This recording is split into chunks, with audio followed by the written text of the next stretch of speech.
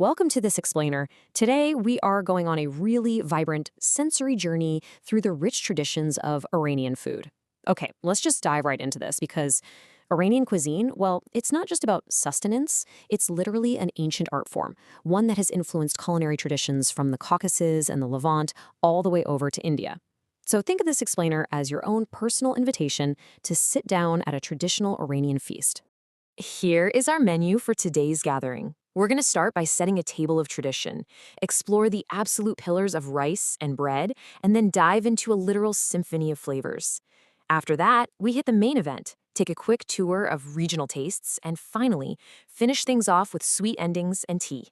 All right, first up on the menu, a table of tradition. Now, before we taste a single bite of food, we first need to understand the deeply ingrained culture of hospitality that completely defines the Iranian dining experience. What I found just truly fascinating here is that this cuisine is as much about how people eat as what they eat. Traditionally, meals are served on a sofre. This is a beautifully laid tablecloth that is often spread out right on a Persian rug on the floor. The main dishes go right in the center, surrounded by all sorts of appetizers and condiments.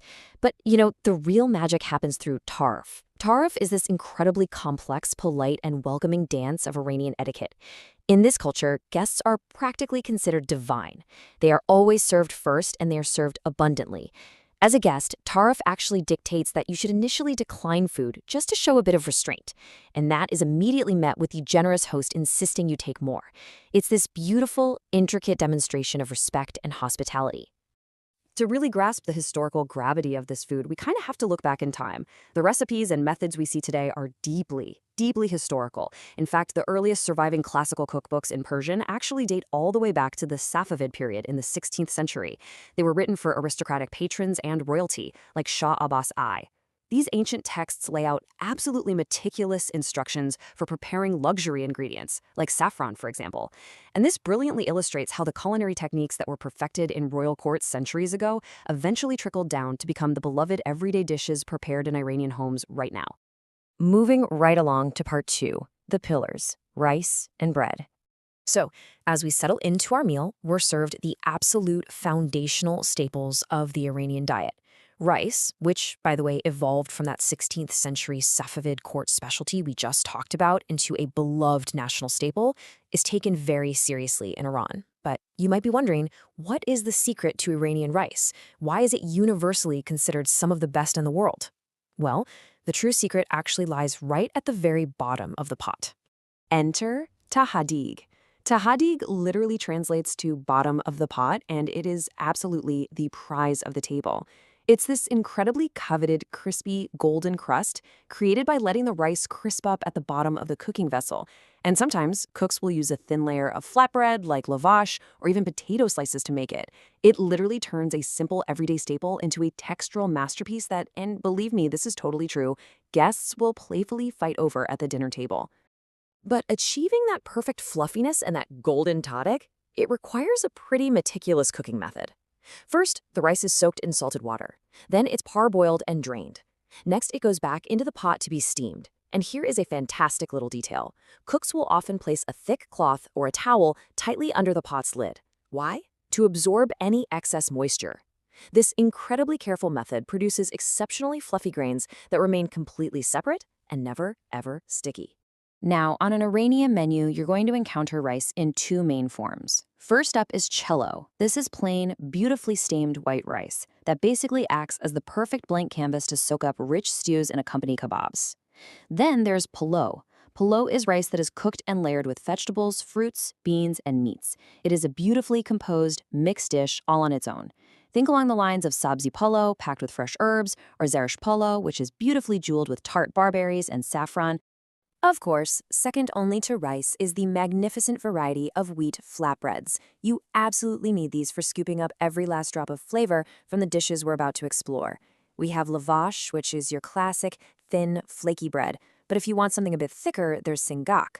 This is an amazing flatbread that's actually baked directly on hot river stones.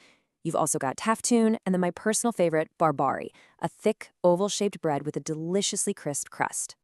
Okay, let's move on to section 3, a symphony of flavors. Now that we have our rice and bread sorted out, let's explore the fragrant aromatics and vibrant colors that make this food so incredibly distinctive. Iranian cuisine masterfully balances fragrant spices with abundant sour and sweet fruits, creating this really complex, mouth-watering symphony of flavors. Saffron is arguably the most famous, casting this gorgeous golden hue and an earthy aroma over rice and meats. Then you have rosewater, which provides a super delicate floral note. But what really balances all that richness is the sour elements, what Iranians call torsh. Ingredients like dried lime, known as limu amani, impart this deep, fermented sour punch that you honestly just have to taste to believe. And rounding the whole thing out, you'll see fresh pomegranate, tart barberries, and golpar, which is this wild, highly unique mountain spice. Which brings us to Section 4, the main event. We have finally reached the heart of our feast. The centerpiece of our sofré has arrived, and it is packed with high-energy, massively flavorful proteins and braises. Now, out of the dozens of incredible dishes available, there is one undisputed king of the table, a single dish that truly unites the entire country. And that dish is cello kebab. Widely recognized as the national dish of Iran, it consists of a steaming mound of fluffy white rice served alongside perfectly barbecued meat, very often with grilled tomatoes and a nice pat of butter. Whether it's kebab kubadeh, which is made from seasoned ground meat, or kebab barg, made from marinated fillets, this dish is the absolute ultimate expression of Iranian culinary pride. Right beside those sizzling kebabs sit the kudish. These are deeply complex stews that require hours of slow braising to perfectly meld fruits, herbs, and meats, and they are almost always served right over challo rice. Take fezenjan, for instance. It's this incredibly rich, dark stew made from pomegranate syrup and ground walnuts. Then there's gourmet sabzi, which is beautifully herbaceous. Guimé features split peas and, this is such a fun touch, it's uniquely topped with French fries. And finally, bajamjan, which makes beautiful use of eggplant, braising it with tomato and saffron. Let's step away from the main table for Section 5, a tour of regional tastes. Let's take a quick little detour to see how Iran's vast geography shifts the menu, because the cuisine beautifully reflects the country's highly diverse agricultural environments. Up north on the lush Caspian coast, you'll find sticky Kates-style rice, smoked kutam fish, and a really heavy reliance on garlic and olives. Over in the northwest region of Azerbaijan, the cuisine leans into hearty comfort foods like jashpara dumplings and massive Tabriz meatballs. Head west to Kurdistan, and you're eating traditional grilled rib meat and local chive stews. And finally, down on the southern coast by the Persian Gulf, the food takes a really fiery turn with highly spiced flavors, seafood, and tangy fermented fish sauces.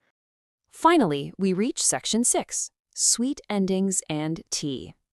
After such a monumental feast, you might actually think we're completely finished. But no Iranian feast is complete without a relaxing, sweet wind-down.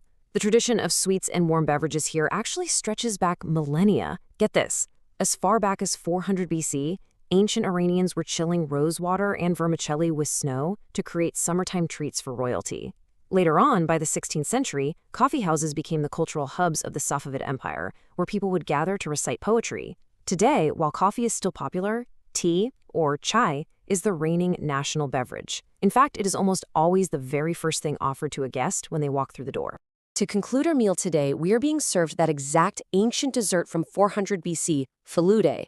Originating in the city of Shiraz, it is this fascinating semi-frozen noodle dessert literally bathed in rosewater syrup. And it is perfectly paired with bastani-e zafirani, a rich, traditional saffron ice cream. After the sweets, you are handed a hot glass of strong black tea. But here is the trick, and it's super important. You don't stir sugar into the cup. Traditionally, you tuck a sugar cube or maybe some saffron rock candy right into your cheek, letting the hot tea wash over it as you sip. Through this explainer, we've seen that Iranian cuisine is so much more than just a meal. It's a profound invitation to experience true hospitality and a genuine symphony of flavors. So, the only question left for you as our guest today is, after tasting the history and soul of the sofré, which of these incredible dishes are you going to seek out first? Thanks so much for joining me on this culinary journey, and I'll see you in the next one.